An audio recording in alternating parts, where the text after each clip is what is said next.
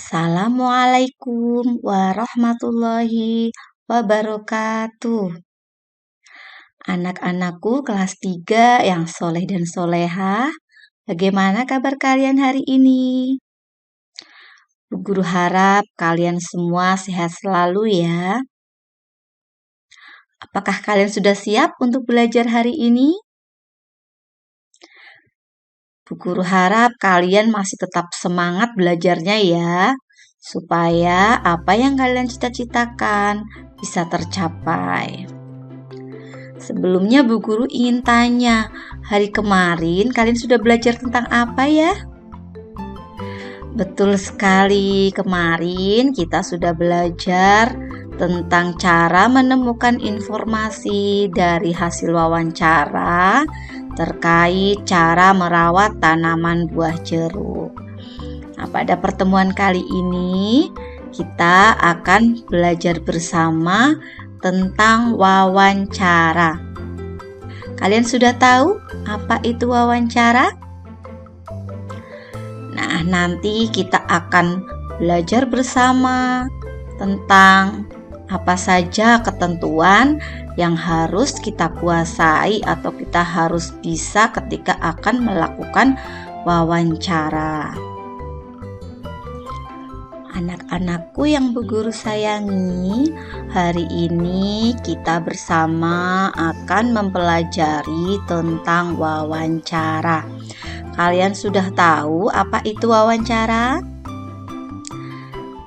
Nah, coba kalian amati, ada gambar apa ya anak-anak? Betul sekali, ada gambar seorang anak sedang memegang apa ya itu? Iya, betul, sedang memegang mikrofon dan sedang bertanya kepada seseorang. Nah, kira-kira apa ya yang dilakukan anak tersebut? Pintar sekali anak-anak kelas 3. Anak tersebut sedang melakukan kegiatan wawancara. Nah, nanti setelah kita belajar bersama tentang materi ini, kalian diharapkan yang pertama dapat menyebutkan ketentuan wawancara. Yang kedua, kalian diharapkan dapat membuat 3 daftar pertanyaan yang akan kalian tanyakan kepada seorang narasumber. Di sini nanti kita kaitkan dengan cara merawat tanaman belimbing madu. Dan yang ketiga, kalian diharapkan dapat memperagakan wawancara kepada narasumber di depan kelas. Nah, sekarang kita akan pelajari tentang pengertian dari wawancara. Apakah kalian sudah tahu apa itu wawancara? Nah, wawancara adalah salah satu cara untuk mengumpulkan informasi dengan mengajukan beberapa pertanyaan kepada seorang narasumber. Ketika kita melakukan wawancara, ada hal-hal yang harus kita perhatikan anak-anak. Apa saja ya? Yang pertama, ada unsur-unsur wawancara. Unsur-unsur wawancara terdiri dari 1 pewawancara dan yang kedua narasumber. Apa itu pewawancara? Pewawancara adalah orang yang bertanya atau yang mencari informasi dari seorang narasumber. Sedangkan narasumber yaitu orang yang ahli dalam bidang tertentu atau orang yang menguasai masalah yang akan kita cari tahu informasinya. Salah satu contohnya, misalkan kita ingin mencari tahu tentang cara merawat tanaman belimbing madu, madu, tentunya kita harus mencari narasumber, yaitu seorang petani belimbing madu. Kemudian hal yang harus kita perhatikan yang kedua adalah menentukan topik atau tema. Apa itu topik atau tema? Topik adalah pokok bahasan dalam wawancara. Hal yang harus kita perhatikan yang kedua yaitu topik atau tema. Apa itu topik atau tema? Topik atau tema merupakan pokok bahasan dalam wawancara. Yang ketiga, hal yang harus diperhatikan ketika kita melakukan wawancara adalah waktu dan tempat wawancara. Tentunya kita harus menentukan waktu yang tepat dan juga lokasi yang nyaman untuk digunakan pada saat kita melakukan wawancara. Selanjutnya kita akan mempelajari tahapan dari wawancara.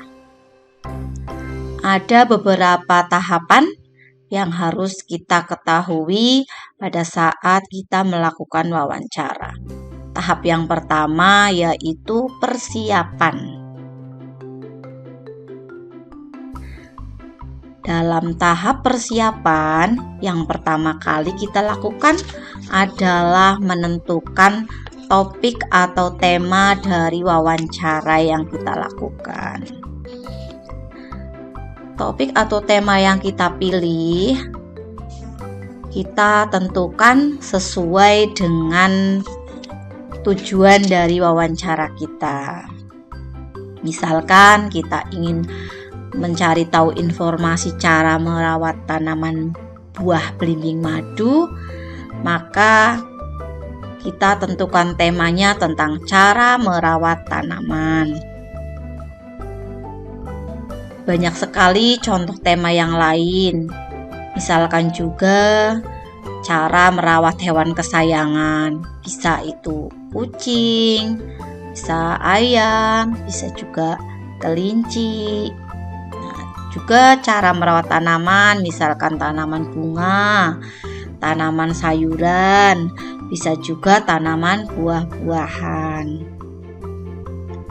Tahapan dalam persiapan yang kedua yaitu membuat daftar pertanyaan. Ketika kita membuat daftar pertanyaan, yang terpenting kita harus bisa membuat kalimat pertanyaan.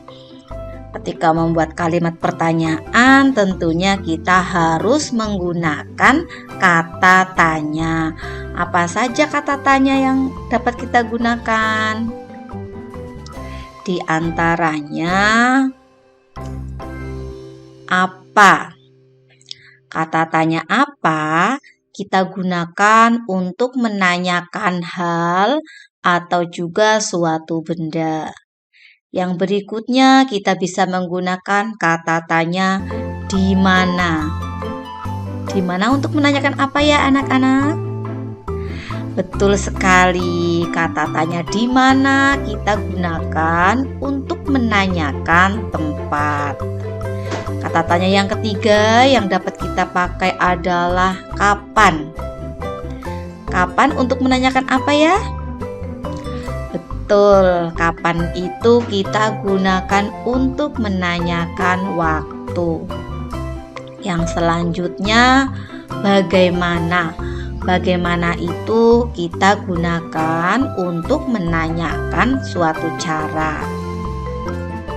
Dan yang terakhir kita bisa menggunakan kata tanya siapa. Nah, siapa kita gunakan untuk menanyakan apa ya anak-anak? Betul, kita gunakan untuk menanyakan nama orang. Tahap persiapan yang ketiga yang harus kita lakukan yaitu menentukan narasumber. kita harus memilih orang yang tepat dan benar-benar menguasai atau mengetahui informasi yang kita butuhkan. Sebagai contoh, ketika kita akan mencari informasi tentang pertanian, maka kita memilih seorang petani. Ketika kita akan mencari tahu cara merawat tanaman bunga, kita bisa mencari narasumber seorang penjual tanaman hias. Bisa juga kita mencari informasi tentang cara merawat tanaman buah-buahan, maka kita tentukan narasumber yang kita pilih adalah seorang petani buah-buahan.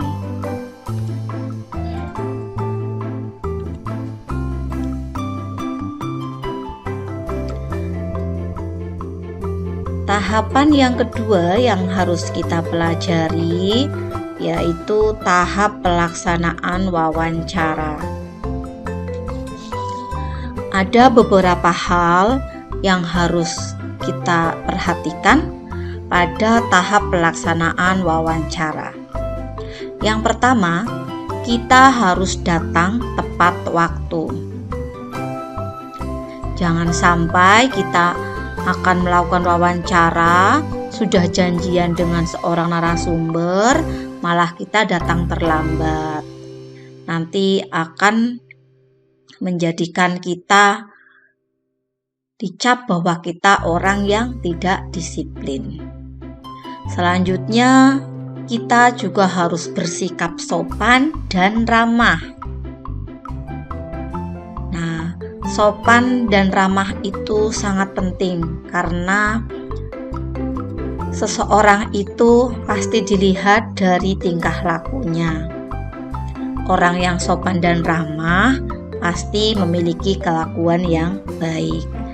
Selanjutnya, kita harus bertanya dengan kalimat yang jelas. Dengan pertanyaan yang jelas akan membuat narasumber kita menjadi mudah ketika menjawab pertanyaan-pertanyaan yang kita ajukan. Yang keempat, jangan menyela pembicaraan narasumber. Jadi ketika kita berbicara, kita harus menunggu narasumber tersebut selesai dulu, baru kita menyambung pembicaraan yang lainnya. Dan yang terakhir, jangan lupa kita mengucapkan terima kasih kepada narasumber karena narasumber sudah memberikan banyak informasi kepada kita.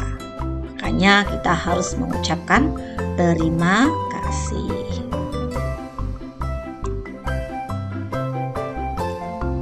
Nah, sekian pembelajaran pada pertemuan kali ini. Semoga kalian dapat mengambil ilmu dan bisa kalian terapkan dalam kehidupan sehari-hari. Sekian, wassalamualaikum warahmatullahi wabarakatuh.